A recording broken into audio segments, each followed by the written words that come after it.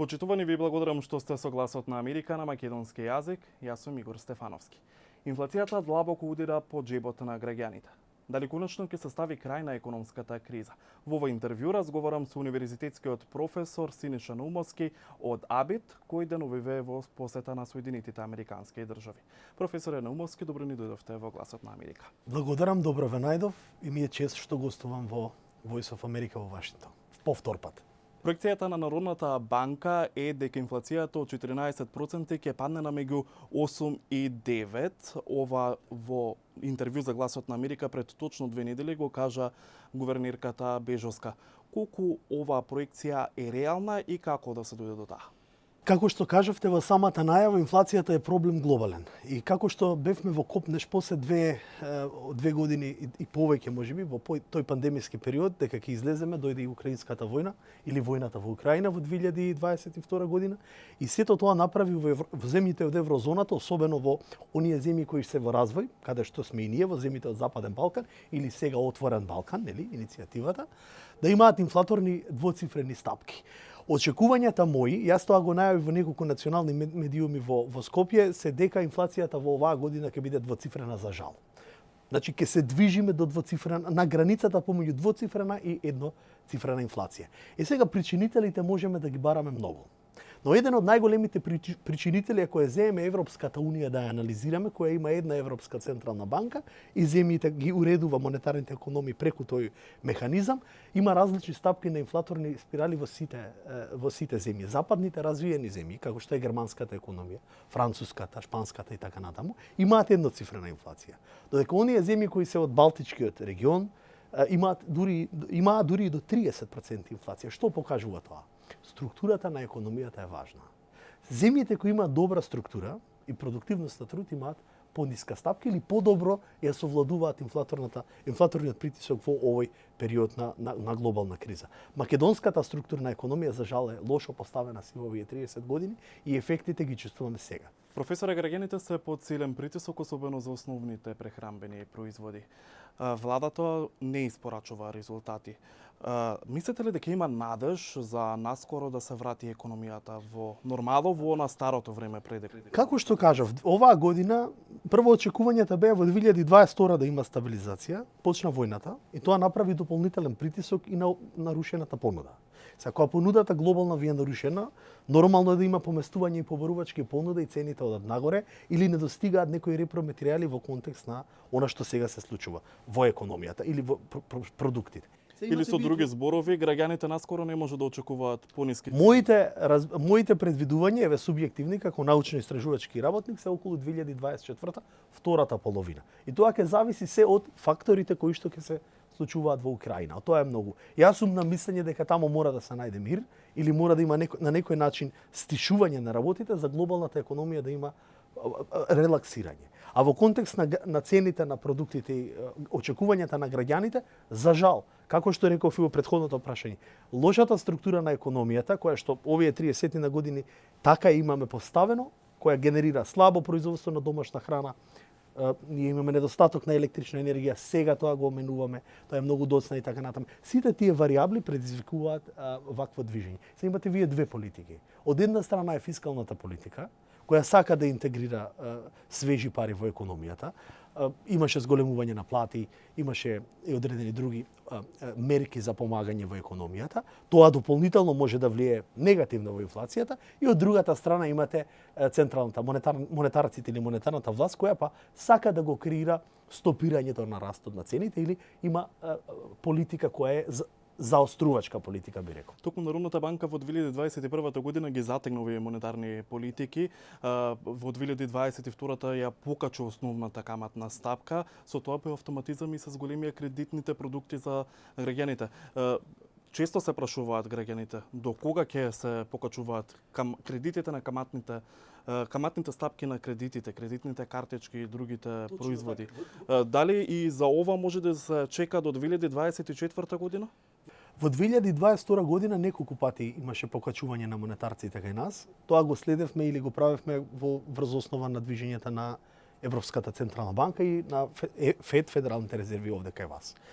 Практично покачувањето беше најзастапено во делот после летниот период лани. Јас и тогаш кажав, еве и сега ќе повторам, мислам дека Европската централна банка задоцни со покачувањето. Тие го направија тоа во септември, а требаше да се случи во јуни, некаде јули месец. Доколку беше направено порано, мислам дека побрзо ќе се стопираше покачувањето кое што денес евидентно го имаме. Дури и овде го имате во вашата економија, тоа се чувствува. Сега, до каде ќе оди сега, некаде сме под 5%, есконтната референтна ставка 4,75. Мислам дека мое стојалиште е дека ќе има уште едно покачување, ако го следиме тоа како го прават европејците во Европската централна банка. Што значи, имате вие избор, моите колеги викаат од Германскиот Хайделберг институт, меѓу кума и колера и чума.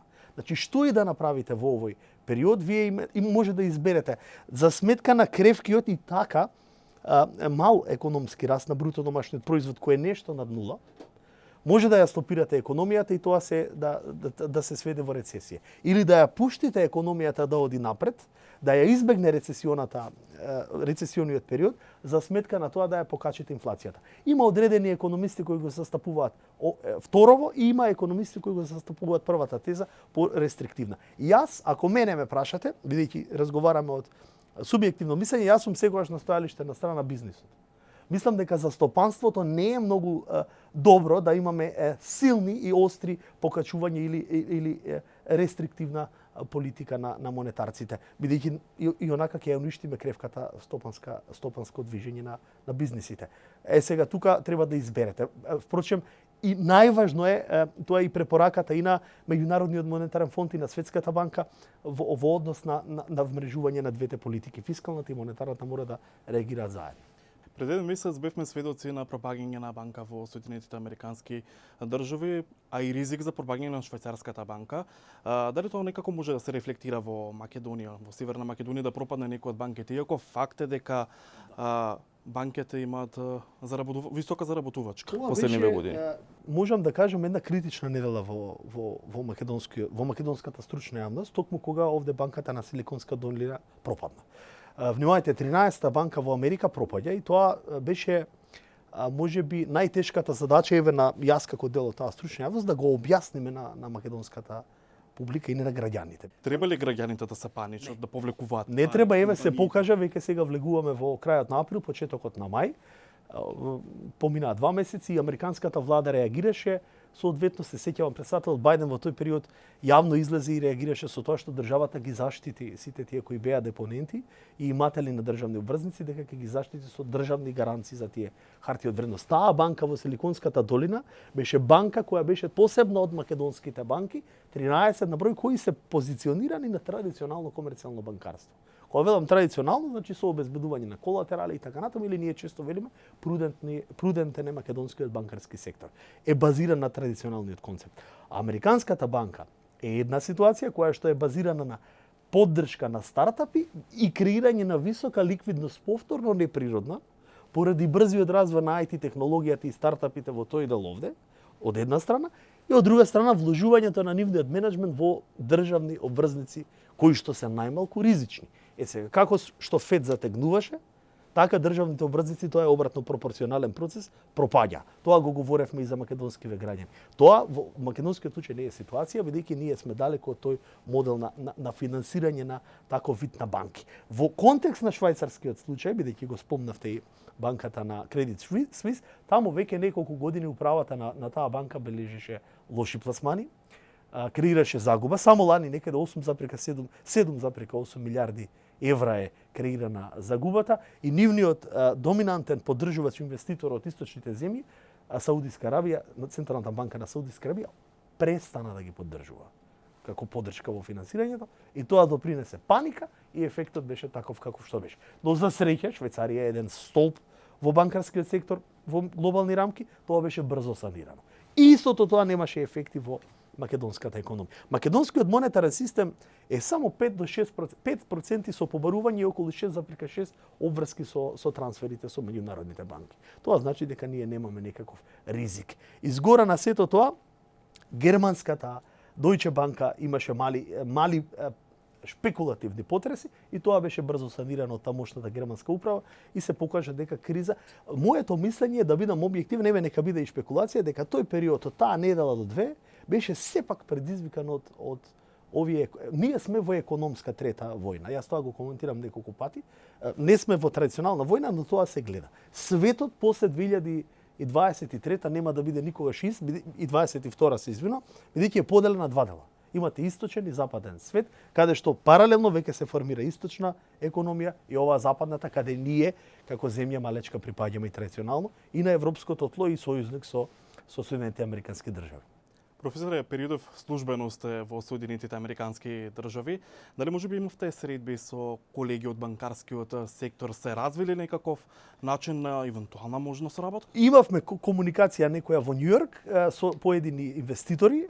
Сега во Вашингтон ќе имам уште една средба. Имавме и средба со Moody's Analytics, тоа се компанија во која Ворен Бафер е малцински акционер и прилично влијателна во делот на внесување на нови едукативни платформи за трансформација на централното и комерцијалното банкарство во регионот.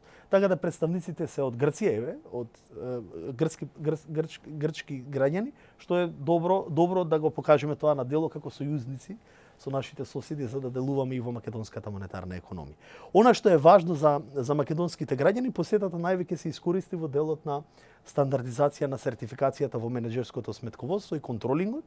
Кај нас е популарен зборот контролинг, тоа е од германско јазично подречје, да ги вмрежиме со Институтот за Institute for Managerial Accounting, тоа е асоциацијата на американски сметководствени сметководители и финансисти кои една од најмоќната организација базирана во Њујорк и тоа ќе биде еден ичекор плюс каде што нашите алумни студенти или слушатели во македонскиот финансиски свет ќе бидат поблиску до меѓународните глобални текови.